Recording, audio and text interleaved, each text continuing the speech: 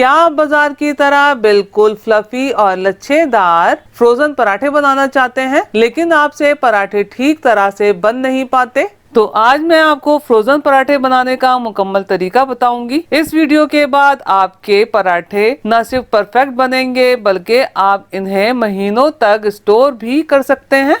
अगर आप बिल्कुल परफेक्ट फ्लफी लच्छेदार पराठे बनाना चाहते हैं तो कोशिश कीजिएगा कि ये वीडियो आखिर तक देखें और तमाम टिप्स को ठीक तरीके से फॉलो करें। बिस्मिल्लाहिर्रहमानिर्रहीम। अस्सलाम वालेकुम फ्रेंड्स, उम्मीद है आप सब खैरियत से होंगे। बोल में मैंने 2 कप फाइन आटा डाला है। आप फाइन आटे की जगह गंदम का आटा भी इस्तेमाल कर सकते हैं, लेकिन आटा इस्तेमाल करना लाजमी है। और ये 2 कप मैदा, 2 टेबल स्पून पिसी हुई चीनी शामिल की है और ये 2 table spoon dry milk, 3/4 teaspoon या हस्बे जायका नमक, ये मैंने 1/4 टीस्पून बेकिंग पाउडर शामिल किया है। आप बेकिंग पाउडर की जगह 2 से 3 चुटकी बेकिंग सोडे का भी इस्तेमाल कर सकते हैं। और ये 1/2 टीस्पून यीस्ट यानी कि खमीर शामिल किया है। आप खमीर की जगह 1/4 कप रूम टेम्परेचर दही का भी इस्तेमाल कर सकते हैं। अब तमाम अज्जा को मिक्स करते हुए यकजान कर लेना है। अब नॉर्मल पानी इस्तेमाल करते हुए आटे को गूंद लेना है और इस तरह गूंदना है कि ना तो आटा नरम होना चाहिए और ना ही बहुत ज़्यादा सख्त, यानी कि थोड़ा थोड़ा पानी शामिल करते हुए नॉर्मल सी डो तैयार कर लेनी है। ये नॉर्मल सी डो गूंद कर तैयार है। अब इस पर ये मैंने 1 टेबल स्पून कुकिंग ऑयल शामिल करके फैला लिया है। अब बोल को कवर करके 10 से 15 मिनट ऐसे ही रहने देना है। इसमें खमीर और बेकिंग पाउडर शामिल किया है, इसलिए 10 से 15 मिनट काफ़ी हैं। आटा सेट हो गया है। अब आटे को 3 से 4 मिनट मजीद गूंदना है ताकि इसमें बहुत अच्छे तरीके से लचक पैदा हो जाए। अब डो को तकरीबन 8 हिस्सों में तकसीम करके मैं 8 पेड़े बना लूंगी। आप जितने बड़े या छोटे पराठे बनाना चाहें तो उसी हिसाब से पेड़े बना लीजिएगा। ये 8 अदद पेड़े बनकर तैयार हैं। अब इनके इर्द गिर्द हल्का सा घी लगाकर मैं ये बोल में ट्रांसफर करके रख रही हूँ ताकि पेड़े ड्राई ना हो। अब जल्दी से पराठे बनाना शुरू करते हैं। ये पेड़े बगैर खुशका लगाए आसानी से बिल जाते हैं, लेकिन अगर आपको मुश्किल हो रही हो तो आप खुशके की मदद से भी बेल सकते हैं।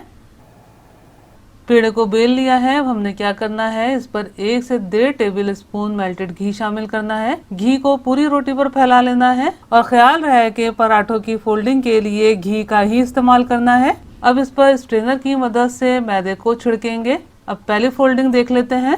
छुरी या पिज्जा कटर की मदद से तकरीबन 1 इंच चौड़ी स्ट्रिप्स में कट कर लेना है। पहले साइड्स की पतली स्ट्रिप्स को एक दूसरे के ऊपर रख के रोल कर लेते हैं और फिर इस तरह बाकी स्ट्रिप्स पर रखते हुए रोल करते चले जाएंगे।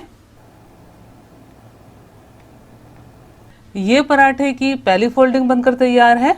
बस सेम प्रोसेस से तमाम पेड़े बेलकर घी और खुशका अप्लाई करना है। अब बाकी फोल्डिंग्स भी देख लीजिए।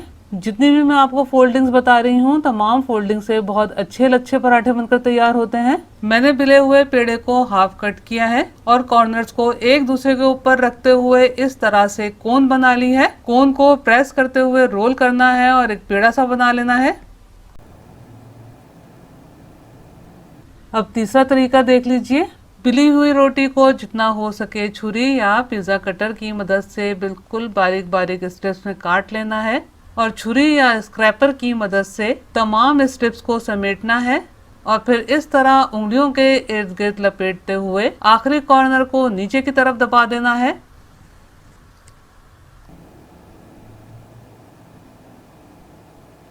ये चौथा तरीका, जिस तरह कागज का पंखा बनाने के लिए तह लगाकर फोल्ड करते हैं, बस सेम उसी तरीके से ये पराठा बनाना है। तह पर तह लगा लेने के बाद जिस तरह मैं चकले पर रख के रोल कर रही हूँ, इसी तरह रोल करना है और आखिरी कॉर्नर को नीचे की तरफ दबा देना है।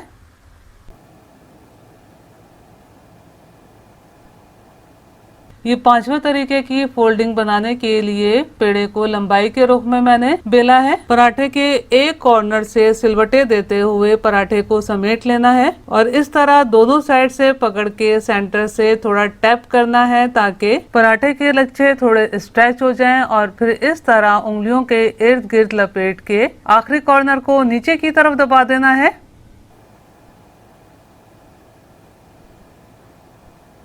मैं आपको ये छठी फोल्डिंग बता रही हूँ। अब जरूरी नहीं है कि लच्छे पराठे गोल बनाकर फ्रीज किए जाएं। इस तरह लिफाफा पराठे बनाकर भी फ्रीज किए जा सकते हैं। ये 6 पराठों की फोल्डिंग बनकर तैयार है। अब आपको इसमें से जो आसान लगे और जो चाहें उस तरीके से पराठे बनाकर फ्रीज कर सकते हैं, या फ्रीज किए बगैर रेगुलर बेसिस पर भी बना सकते हैं। पराठों को फ्रीज करने के लिए आप प्लास्टिक बैग्स ले सकते हैं और जितने बड़े साइज के पराठे बना के रखना चाहते हैं उसी हिसाब से कटिंग कर सकते हैं, और चाहे तो जिप बैग की कटिंग करके भी पराठे फ्रीज करके स्टोर कर सकते हैं। पराठे फ्रीज करने के लिए बटर पेपर का भी इस्तेमाल किया जा सकता है। ये पराठे खुश्के के बगैर आराम से बिल जाते हैं, लेकिन अगर आपसे ना बेले जा रहे हों तो आप खुश्के का भी इस्तेमाल कर सकते हैं। ये पराठा बिलकर तैयार है, और ख्याल रहे कि पराठे को थोड़ा मोटा बेलना है, बहुत ज्यादा फ्लैट नहीं करना, और बेलने के लिए हल्का हाथ इस्तेमाल करना है, यानी कि बहुत ज्यादा दबाव देकर नहीं बेलना। और पराठे को किनारे किनारे से दबाव देते हुए बेलेंगे। अब आराम से पराठे को उठाकर प्लास्टिक पर सेट कर देंगे। अब पराठे की सरफेस पर प्लास्टिक की दूसरी शीट रख के सेट करेंगे। सेम प्रोसेस से पराठे बनाकर प्लास्टिक पर सेट करते चले जाएंगे। ये तमाम पराठे बनकर तैयार हैं और मैंने तरतीब से प्लास्टिक शीट्स पर सेट कर लिए हैं। अब इन्हें प्लास्टिक जिप बैग में ट्रांसफर करके एयर टाइट करके रखना है, ताकि ये पराठे क्रिस्टलाइज ना हो, यानी कि इसमें बर्फ ना जमे। और इन पराठों को फ्रीज करने के लिए फ्लैट सरफेस पे रखिएगा। जैसे कि मैं डीप फ्रीजर में फ्रीज कर रही हूँ, इसलिए मैं ट्रे में रख के फ्रीज करूंगी। ये पराठे फ्रीज हो गए हैं। अब आपको एक पराठा मैं फ्राई करके भी बता देती हूँ। आपने जब पराठा फ्राई करना है तो उसी वक्त फ्रीजर से निकाल कर तवे पर डालना है। अगर आपने थोड़ी सी भी देर बाहर छोड़ दिया तो क्या होगा, पराठा डीप फ्रॉस्ट होकर प्लास्टिक पे चिपक जाएगा। मीडियम टू हाई फ्लेम पर तवे को तेज गरम कर लिया है। जब फ्रोजन पराठा तवे पर डालें तो तवा तेज गरम होना चाहिए, और जब तक फ्रोजन पराठे का कच्चापन खत्म सा नहीं हो जाता तो आपने पराठे को प्रेस नहीं करना। आप देख सकते हैं कि एक साइड से सिक गया है और इसका कच्चापन भी खत्म हो गया है। अब फ्लेम को मैंने मीडियम कर दिया है। अब मीडियम फ्लेम पर घी या ऑयल अप्लाई करते हुए अलट पलट करते हुए अच्छा सा गोल्डन फ्राई कर लेना है।